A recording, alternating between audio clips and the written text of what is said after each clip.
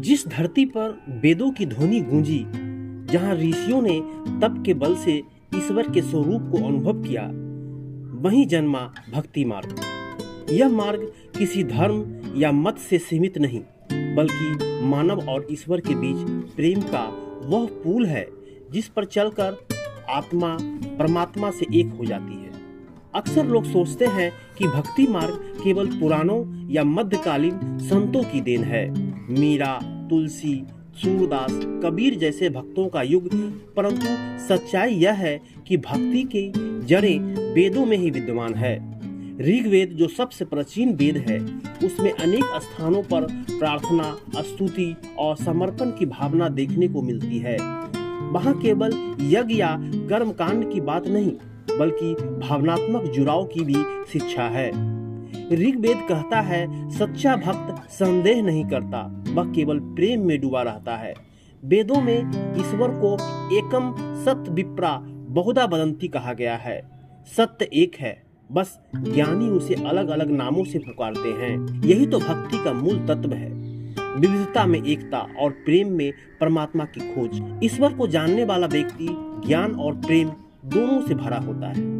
भक्ति वही है जहाँ ज्ञान और प्रेम मिलते हैं। वेदों के अनुसार भक्ति केवल भाव नहीं, यह एक साधना है जिसमें अनुशासन, संयम और आत्मसमर्पण तीनों का संगम है।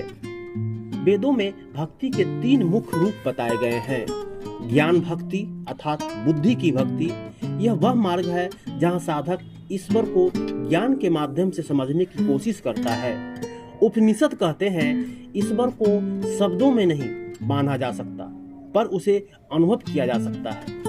कर्म भक्ति अर्थात सेवा की भक्ति, यजुर्वेद कहता है, कर्मानेवादी का रस्ते अर्थात कर्म करना ही हमारा धर्म है। जब कर्म को निस्वार्थ भाव से किया जाए तो वही भक्ति बन जाता है। ऐसा व्यक्ति अपने कार्य को ईश्वर को समर्पित कर देता है। यही कर्मयोग और भक्ति का संगम है। प्रेम भक्ति अर्थात भाव की भक्ति, यह सबसे सरल और सबसे ऊंचा मार्ग है। अथर्ववेद में कहा गया है, भक्त्याम देवम प्रपद्ये अर्थात केवल प्रेम से ही ईश्वर की प्राप्ति होती है। यहाँ कोई तर्क नहीं, कोई भय नहीं, कोई प्रेम नहीं, समर्पण है और आत्मा की पुकार है। वेदों में भक्ति का अंतिम उद्देश्य है जीव का ब्रह्मा से मिलन। जब मनुष्य अपने अहंकार, लोभ, क्रोध और भय से ऊपर उठ जाता है, तब उसे अनुभव होता है, अहम ब्रह्मास्मि अर्थात मैं ही वह परम तत्व हूँ। भक्ति हमें विभाजन से जोड़ की ओर ले जाती है, द्वेष से प्रेम की ओर और अहंकार से प्रकाश की ओर। आज की भाग दौड़ भरी जिंदगी में वेदों का यह भक्ति मार्ग उतना ही प्रासंगिक है जितना हजारों वर्ष पहले था। भक्ति का अर्थ अब केवल मंदिर या पूजा तक सीमित नहीं, बल्कि यह एक जीवन दृष्टि है जहां हम हर कार्य, हर संबंध, हर सांस को ईश्वर को समर्पित करते हैं। जब हम किसी की सहायता करते हैं, किसी के दर्द को महसूस करते हैं, किसी के चेहरे पर मुस्कान लाते हैं, वह भी भक्ति है, क्योंकि भक्ति का अर्थ है हर जीव में परमात्मा को देखना।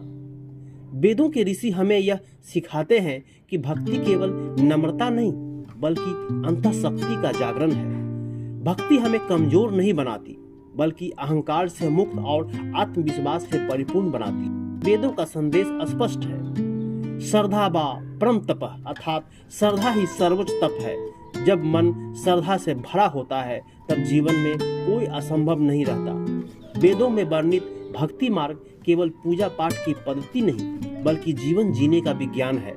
यह हमें सिखाता है कि ईश्वर बाहर नहीं, हमारे भीतर है। हमारे कर्म, हर विचार, हर भावना से वही ईश्वर विद्यमान है।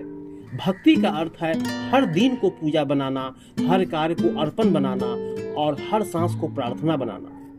वेदों की भक्ति हमें सिखाती है, जब तक मनुष्य प्रेम से नहीं जुड़ता, तब तक वह पूर्ण नहीं होता। भक्ति केवल ईश्वर से नहीं, स्वयं से जुड़ने का मार्ग है, और यही वेदों का सबसे सुंदर संदेश है। भक्ति ही मोक्ष का द्वार है, भक्ति ही जीवन का सच्चा अर्थ है।